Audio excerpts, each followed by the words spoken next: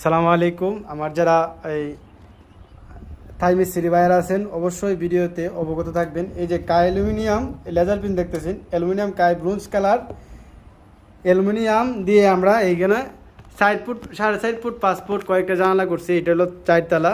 তো চতুর্থ তলাতে দেখেন আডা কীভাবে মারছি, এরপরও কমপ্লেন আসে পানি আসতেছে। মানে আমি এই যে চতুর্দিকটা আপনারা দেখাই, চতুর্দিকটা উপরে দেখছেন আটা মারছি, ওই সাইডেও আটা মারছি।